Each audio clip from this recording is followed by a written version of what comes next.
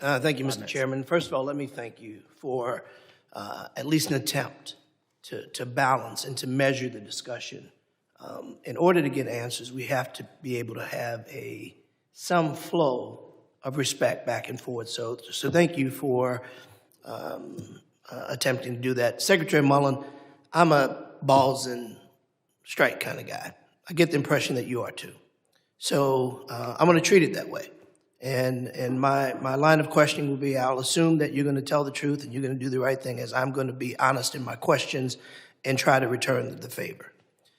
Let me start by thanking your organization for approving critical projects in my district that have been stalled for nearly a year, including flood mitigation projects in St. Bernard Parish and New Orleans.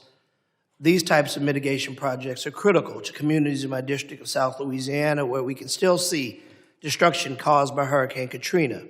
Over 20 years later, the storms and the costliest natural disaster in U.S. history, claiming over 1,800 lives. FEMA's partnership and resources have been the backbone of Louisiana's rebuilding efforts. While the states have closed over 99% of the 2,000 recovery projects, we still need help.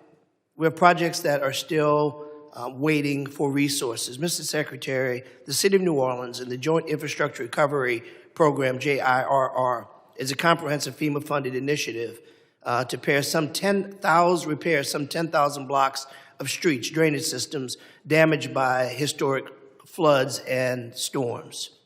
Will you please consider a time extension for these projects through 2028 to ensure that they can be completed responsibly? It's been just dragging along. I'll definitely look into it, sir.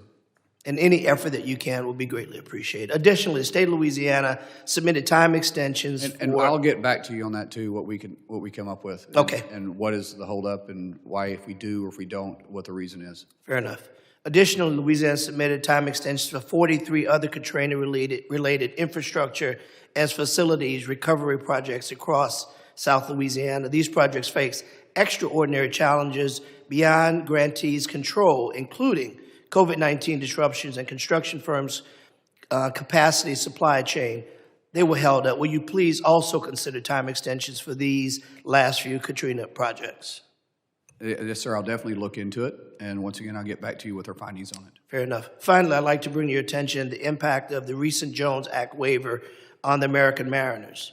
The Merchant Marine Act of 1920, also known as the Jones Act, requires that goods shipped between the U.S. and ports to be transported on vessels are American-built, American-owned, crewed by Americans, ensuring a strong domestic merchant marine fleet ready to transport national defense and economic security. The current waiver, initially issued in March and subsequently extended in August, has resulted in the loss of millions of dollars to our domestic maritime industry, with work instead going to foreign flagged vessels that undercut cheaper labor. Approximately 95% completed waiver voyages primarily benefit maritime operators that do not pay U.S. taxes or comply with the U.S. immigration laws.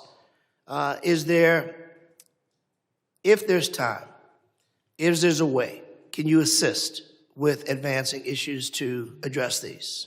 We just recently opened up a new shipyard, I think, in Corpus Christi. Is that correct?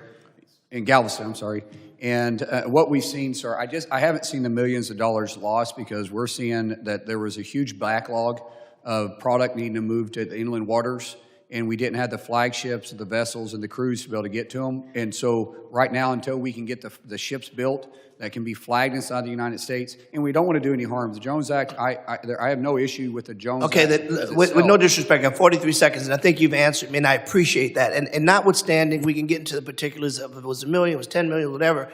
The reality is we need to make sure, and I think you'll agree, that we protect our American vessels. Agreed. To make sure that they're correct. The Jones Act is a way of doing that. Listen, it's been exhausting, very frankly, to hear my colleagues on the other side go back to Obama and Biden and Mayorkas. Listen, I'm a balls and strike kind of guy. I'm going to assume whatever happened in the past, whoever did it wrong, your job now is to get it right. And I want to give you enough time and room to do just that.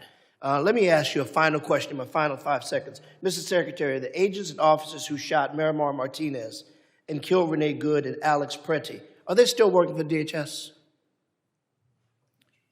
I'm not sure. I know one of them's under investigation. The situation's under investigation, but I would assume typically in those situations they put on administrative leave. Once the investigation is complete, there'll be a determination if they stay on the force or not. And you mentioned, thank you, and I appreciate that. And then finally, thank you, Mr. You indicated that you had a zero tolerance for anyone that would violate the rights or safety of your agents. Will you also say on the record that you will also have zero tolerance for anyone who violates the rights of citizens? Gentleman's time's expired. Can he please just answer that? If he wants to answer it in his next second, he can. I think he was shaking his head for the record, so thank you, Mr. Secretary. Listen, I've known the Secretary for a very long time as a man who takes his job very seriously, and I'm sure he will always And I do think the my right- comments suggested that I agree with Yep, that. I agree. Support journalism you trust. Support PBS News. Donate now, or even better, start a monthly contribution today.